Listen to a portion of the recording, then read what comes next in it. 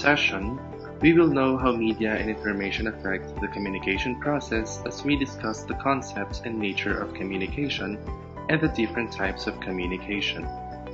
At the end of the session, you are expected to describe how communication is affected by media and information, editorialize the value of being a media and information literate individual, identify characteristics and describe responsible uses and competent producers of media and information, and share to class media habits, lifestyle, and preferences.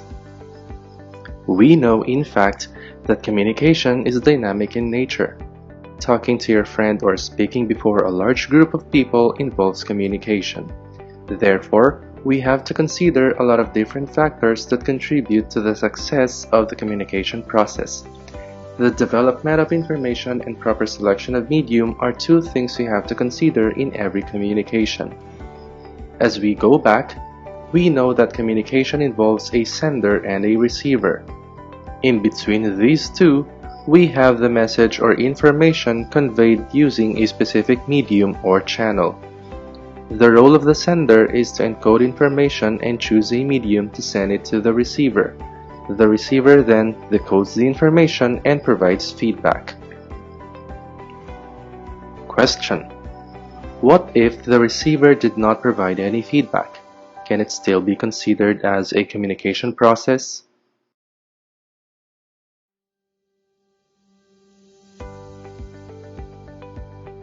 Yes, in the assumption that the sender has the attention of the receiver during the communication process, and yet the receiver provided no feedback by any means, it is still considered as a feedback. It may not be considered as an active or good feedback, but it still implies something to the sender, and that is like an abstract message to be decoded. Does the sender decode information? No. Only the receiver decodes information. Given that there are two people communicating with each other, one serves as the sender and the other one is the receiver. The one talking is the sender. That means the listener or the audience can also be the sender when it already provides its feedback, which is equivalent to the message encoded by the speaker. The one who speaks encodes the information or the message, and the one who listens decodes the information. While it is true that communication is the process by which messages or information are sent from one place to another, or that it is the exchange of information and the expression of feeling that can result in understanding, we also have to keep in mind that communication process is not always smooth, and that is where noise goes in.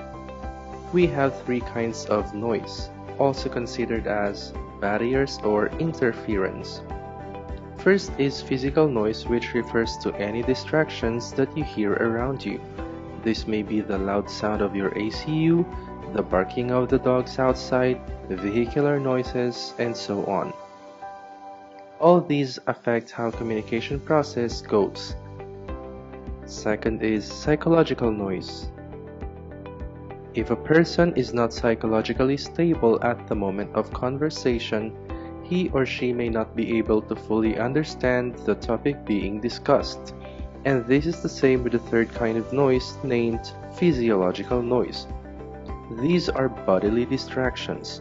Whenever we have toothaches, stomachaches, headaches, or when we feel hungry, we do not really get a full grasp of what's going on in a conversation because we are losing focus.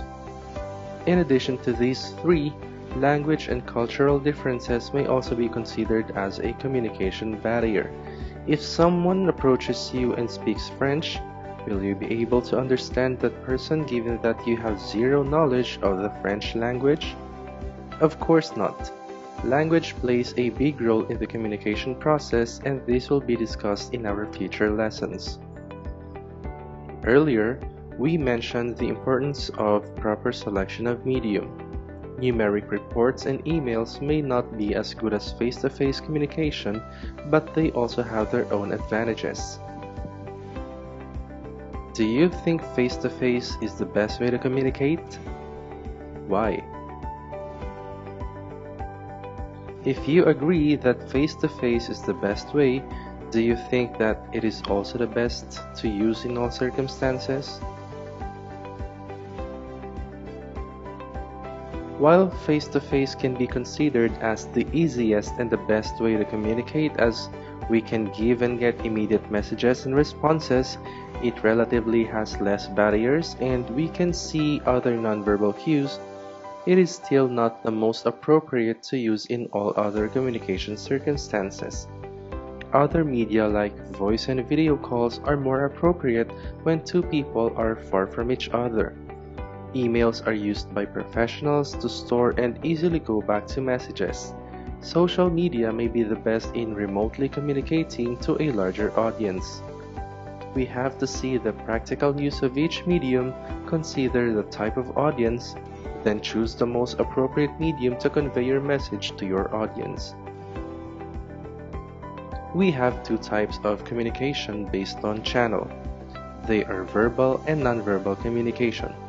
In verbal communication, it is the use of words in communicating, may it be oral or written. Oral communication is spoken communication, while written communication is the conveyance of information using transcribed or written words, may it be through letters, emails, blogs, etc.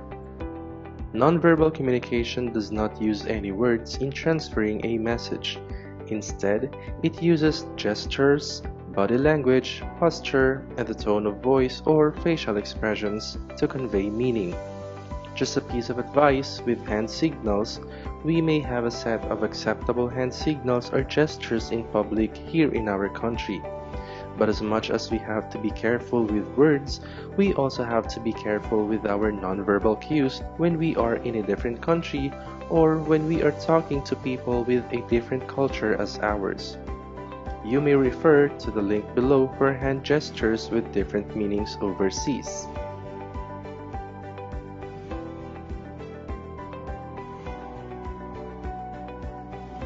Now, we proceed to the two types of communication based on purpose and style. First is formal communication. As the name implies, this type of communication involves formality as influenced by the persons involved. These may be professionals, bosses, doctors, lawyers, businessmen, and the like, attending to a corporate meeting or conferences, academic seminars, political sessions, or legal proceedings. On the other hand, we have the informal type of communication. This type is what happens every day. It is also referred to as casual talks. We have to keep in mind that the presence and development of information and the proper selection of medium as we consider our audience type contribute to the success of the communication process. You may now proceed to your activity.